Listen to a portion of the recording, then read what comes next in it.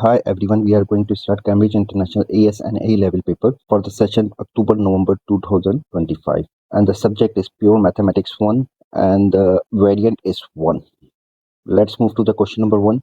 Find the set of values of the constant for which the quadratic equation given has two distinct real roots. We know that to find the nature of the root we use discriminant, which is b square minus 4ac, and if discriminant is greater than 0, we have two distinct roots. If d is equal to 0, we have same roots. And if d is less than 0, then we have complex roots. In a given situation, we need to find the value of k so that this quadratic equation will have distinct roots. So we will use the condition that the discriminant will be greater than 0. So here given quadratic equation is 3k x square plus k plus 8 times x plus 3 equal to 0. And in this case, a is equals to 3k and b is equals to k plus 8 and c is equals to 3. And for distinct real roots,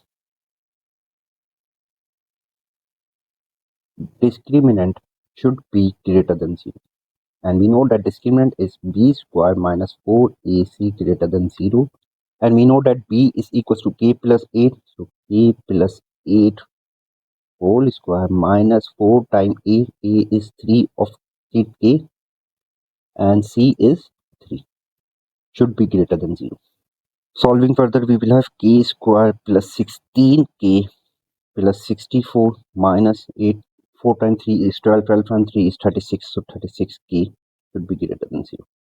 So solving further, we will have k square 16k minus 36k means minus 20k plus 64. Okay, this is the quadratic equation and we need to find the value of k for which discriminant will be greater than 0. So this equation can be solved by factorization. So we know that 64 is times 1 is equals to 64 and 16 times negative 4 is equals to 64. And when we add negative 4 and negative 16, we will have negative 20. So k square minus 16k minus 4k plus 64 greater than 0. And this one is equals to k taken common. So this one is equals to k minus 16 minus 4 common. Then k minus 16 greater than 0. And k minus 4 times k minus 16 greater than 0. We need to find the range of the k. So we can say that k minus 4 equal to 0. So k is equals to 4 and k minus 16 equal to 0. So k equal to 16. So we can write it k less than 16 and greater than 4. When k is less than 16 and greater than 4, this expression will be greater than 0. If this expression will be greater than 0, then the discriminant will be greater than 0 and we will have distinct real roots.